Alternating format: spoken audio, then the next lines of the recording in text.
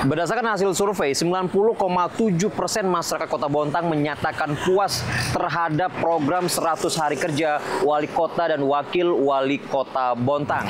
Lantas bagaimana program ini akan terus dilanjutkan? Inilah yang akan kita angkat dalam fokus redaksi pekan ini, dan kita akan langsung bertemu dengan Wakil Wali Kota Bontang, Agus Haris. Namun sebelumnya kita saksikan terlebih dahulu satu tayangan pengantar fokus redaksi pekan ini. Wali Kota Bontang Neni Murniaeni melakukan pengecatan median jalan yang tampak kusam di kawasan Tugu Selamat Datang. Kegiatan ini diikuti oleh seluruh ASN, perwakilan organisasi perangkat daerah, forum koordinasi pimpinan daerah, dan lembaga vertikal. Kegiatan ini dibagi beberapa kelompok, mulai dari kelompok Tugu Selamat Datang Bontang, Jalan Es Parman, Brigadir Jenderal Katamso, Cipto Mangunkusumo, Jalan Bayangkara, hingga Jalan Ahmad Yani. Wali Kota Bontang Neni Murniaeni mengatakan kegiatan ini bertujuan untuk merawat keindahan Kota Bontang dan mendukung terciptanya lingkungan kota yang bersih, rapi, dan estetik. Selain melakukan pengecatan, seluruh ASN juga turut membersihkan area Tugu. Partisipasi aktif dari seluruh elemen pemerintah diharapkan dapat menjadi contoh kepada masyarakat agar terus menjaga kebersihan lingkungan. Upaya ini juga menjadi sebagian indikator untuk tetap mempertahankan Bontang agar dapat terus memboyong Piala Adipura. Rusdiana dari Bontang melaporkan.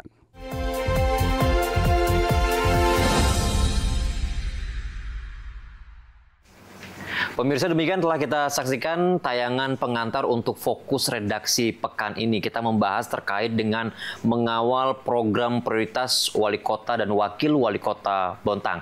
Dan saat ini saya sudah bersama dengan Wakil Wali Kota Bontang, bersama dengan Bapak Agus Haris. Pak Agus, terima kasih sudah berkenan menerima kami. Pak Agus, bagaimana kita lihat kemarin setelah selesai program 100 hari kerja, berdasarkan survei tingkat kepuasan masyarakat mencapai 90,7%. Itu luar biasa sekali begitu. Alhamdulillah. Saya ingin menanyakan kepada Pak Agus Haris, bagaimana kondisi Kota Bontang saat ini, Pak? Dalam perspektif yang Bapak lihat selama kurang lebih 5 bulan sudah menjabat ini, Pak. Ya, pertama terima kasih pertanyaannya. Kalau kondisi Kota Bontang saat ini alhamdulillah nyaman, tentram, bahagia warganya tentunya. Ya, ini fakta saya lihat di lapangan. Saya berjalan ke sana kemari, berinteraksi dengan warga masyarakat, baik segmen pekerja, segmen birokrasi, segmen industri juga. Saya banyak berinteraksi, baik juga pengusaha UMKM, baik juga teman-teman yang aktif di olahraga, para nelayan. Juga di pasar saya juga berinteraksi. Ya, semua segmen masyarakat saya banyak berdiskusi terkait dengan tugas dan tanggung jawab pemerintah dalam hal pelayanan. Saya justru kadang minta masukan, bahkan saya buka layanan untuk menerima laporan mulai dari jam 6 pagi sampai jam 7.30 di rumah jabatan ini. Langsung di sini, Pak? Langsung. Jadi banyak. Namun yang paling banyak kalau saat ini ya, yang disampaikan kepada saya soal zonasi penerimaan siswa baru. Karena bertepatan momennya itu, Pak. Momennya itu. Kedua, persoalan pengangguran sulit masuk karena ada orang dalam. Ya, saya jelaskan dengan program yang kami sudah susun. Sebenarnya kunci pemerintahan itu, kepala daerah, wakil kepala daerah, dan seluruh perangkat pemerintahan itu bisa merasakan apa yang dirasakan oleh warganya. Sehingga masyarakat itu betul-betul bisa merasakan kehadiran dan kemanfaatan para birokrasi dan khususnya kepala daerah dan wakil kepala daerahnya itu. Jadi sudah berjalan secara keseluruhan, Pak? Alhamdulillah sudah berjalan secara keseluruhan. Program 100 hari kami juga mulai dari Jumat Bersih sampai kepada yang ke-17 itu wajib belajar dari jam 19 sampai jam 21 itu alhamdulillah ini sudah berjalan. Dan saya interaksi dengan beberapa ibu-ibu majelis. Setiap saya bertatap muka secara langsung ibu-ibu majelis, perkumpulan ibu-ibu, saya tanya, Ibu, program Bunda Neni ini terkait dengan wajib kita belajar di rumah dari jam 7 malam sampai jam 21, senang tidak? mereka katakan serentak 100% senang. Karena memang untuk menjawab tantangan masa depan bangsa, peradaban bangsa, ya kita harus memacu dari aspek kualitas sumber daya manusia yang berdaya saing. Tidak bisa.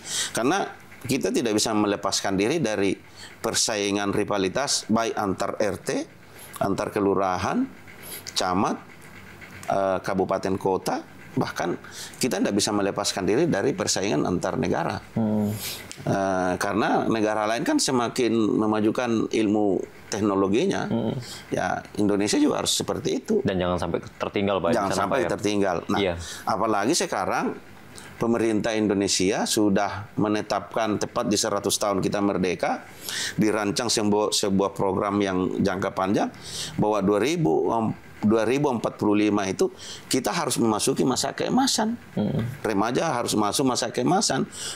Usia produktif, usia lanjut juga harus bisa kita jamin dari angka rata-rata 65 tahun meninggal. Ya kita harus bisa pastikan angka 70 tahun.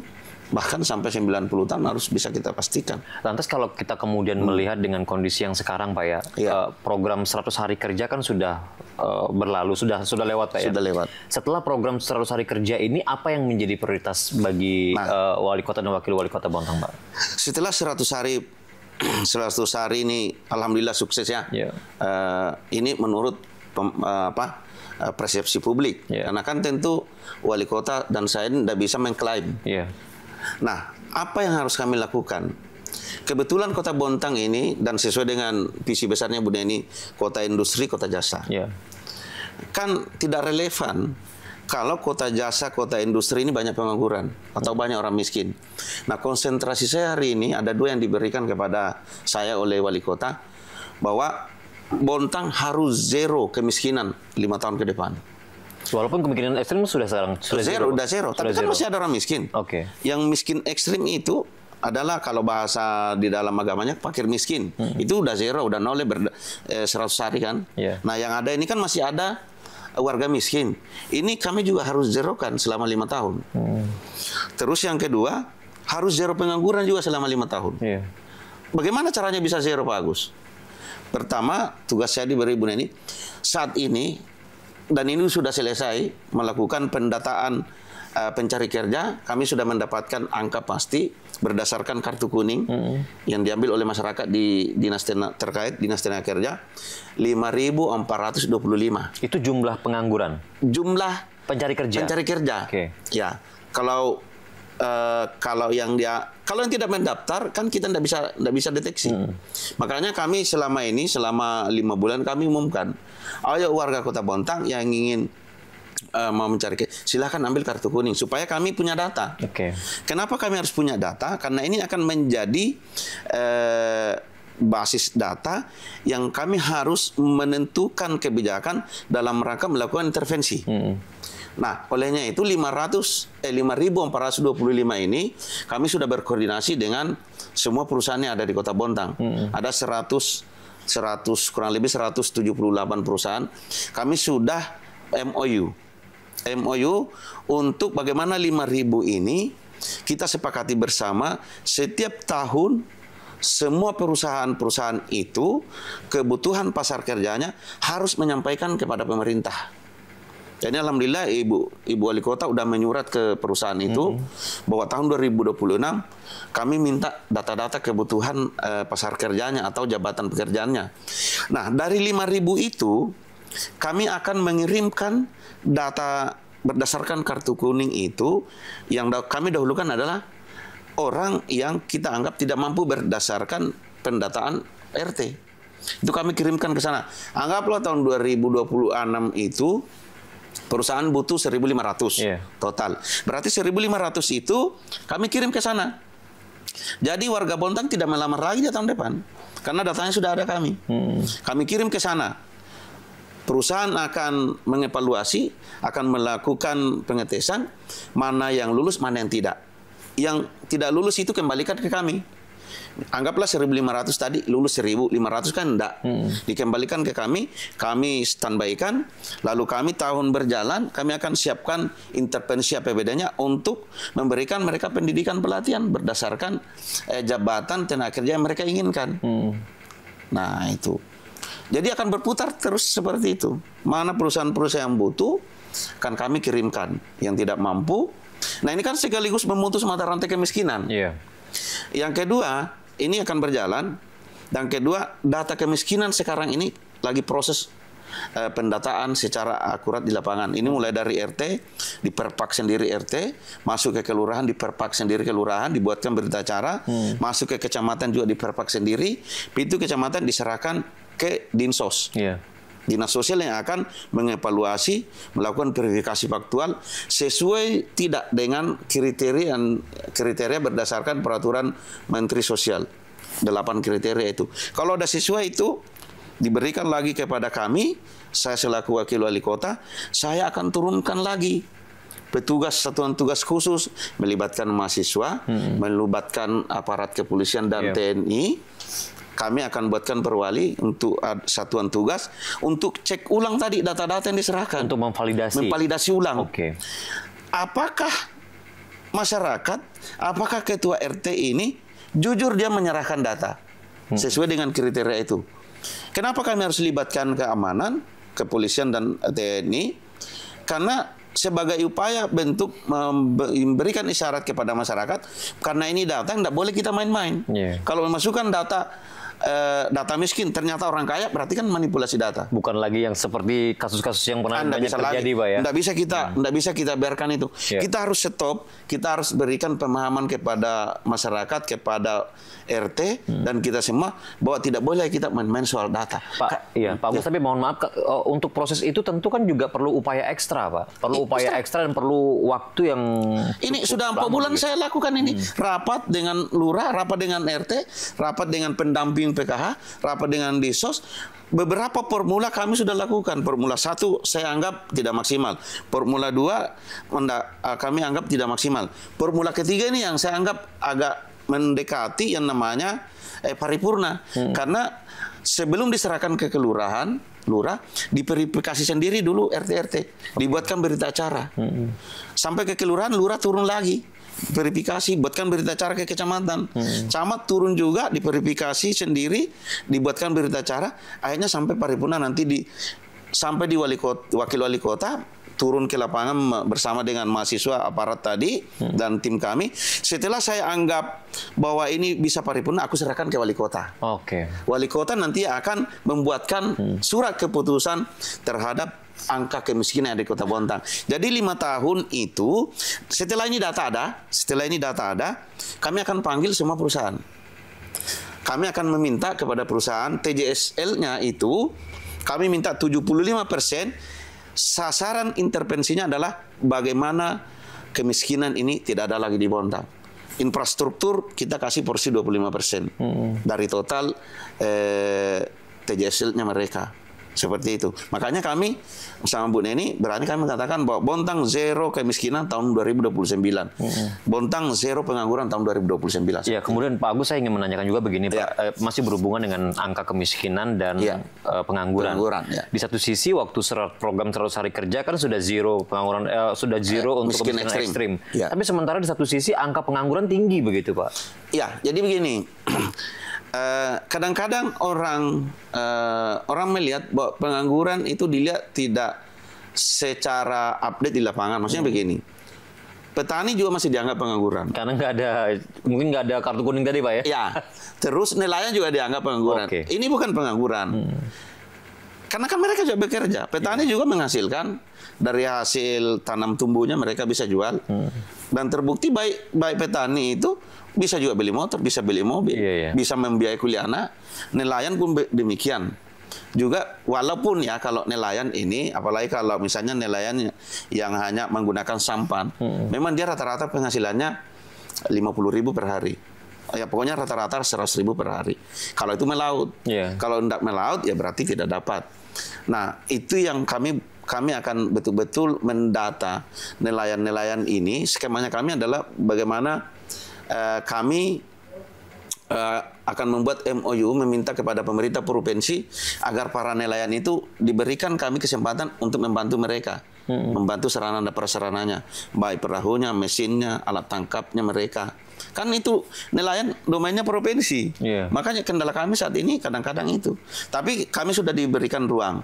Pemerintah provinsi, bahkan saya sudah ke kementerian terkait meminta agar nelayan-nelayan ada di tempat kami itu bisa kami bantu. Mereka sudah membolehkan. Insyaallah tahun 2026 kami akan bantu mesin sama kapalnya mereka. Pak Agus, ini pertanyaan terakhir saya, Pak. Pertanyaan terakhir saya terkait dengan begini. Kan Pak Agus bersama dengan Ibu Wali Kota Bu Neni begitu kan punya program mewujudkan Kota Bontang sebagai kota jasa dan industri yang maju, berkelanjutan, sejahtera, termasuk juga menyinggung terkait dengan keberadaan IKN kan Pak. Yang saya pertanyakan begini Pak, Bontang masih punya tantangan pertama, bagaimana upaya lepas dari ketergantungan sumber daya alam, kemudian kedua berhubungan dengan SDM, peningkatan kualitas SDM, dan yang ketiga adalah yang berhubungan dengan kelestarian lingkungan. Apa yang akan dilakukan oleh pemerintah Kota Bontang, wali kota dan wakil wali kota untuk kemudian mengatasi 3 tantangan besar ini, Pak? Yang pertama, untuk supaya kita tidak tergantung dengan migas.